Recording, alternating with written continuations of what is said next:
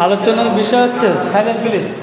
আলোচনার বিষয় হচ্ছে দোবারা দোষ বা এখানে আমরা যে প্রশ্নটা আনছি যে অপর্যাপ্ত স্বাক্ষর কারণে কোনো অভিযোগ থেকে খালাস পেলে কি তাকে পুনরায় একই অভিযোগের জন্য বিচার করা যাবে কিনা।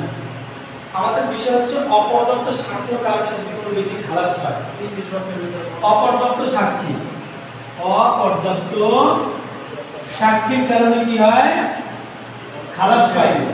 এখন এই প্রশ্নটাই যদি আপনাদের ঘুরিয়ে আসে যে একবার দণ্ডপ্রাপ্ত ব্যক্তির, একবার দণ্ডপ্রাপ্ত বা খালাসপ্রাপ্ত ব্যক্তির, খালাস প্রাপ্ত ব্যক্তির একই অপরাধের জন্য পুনরায় বিচার করা যাবে কিনা, পুনরায় বিচার করা যাবে কি না। এখন এই প্রশ্নের উত্তরটা একটু ভিন্ন হবে। আমরা কিন্তু একটা দিয়ে কিন্তু কি দুইটা শেষ করে দেব। তা হচ্ছে অপর্যাপ্ত স্বাক্ষর কারণে যদি কোনো ব্যক্তি খালাস পায় সেক্ষেত্রে তাকে বিচারের আওতায় আনা যাবে না।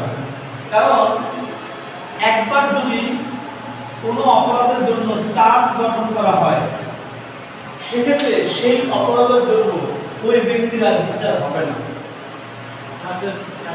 ওই মানে আপনার কারণে আপনি চুরি করছেন, এখন চুরির অপরাধের জন্য আপনার চার্জ গঠন করা হয়ে গেছে আপনার বিরুদ্ধে, সেক্ষেত্রে এই একই চুরির জন্য আপনার বিরুদ্ধে পুনরায় আবার কি করা যাবে না, বিচার করা যাবে না। হ্যাঁ, মানে এই অপরাধের জন্য বিচার করা যাবে না।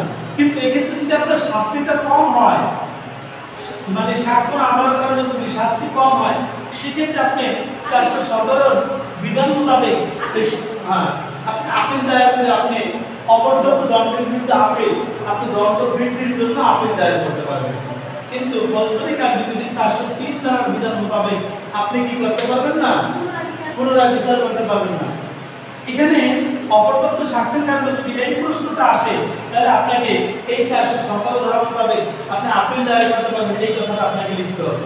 আর যদি আপনার আসে একবার দণ্ডিত বা খালাসপ্রাপ্ত ব্যক্তির একই অপরাধের জন্য পুনরায় বিচার করা যাবে না, তখন কিন্তু কি শুধু 403 ধারাটা লিখে দিলে কি অ্যানসার কমপ্লিট। 417 আপনাকে দিতে হবে।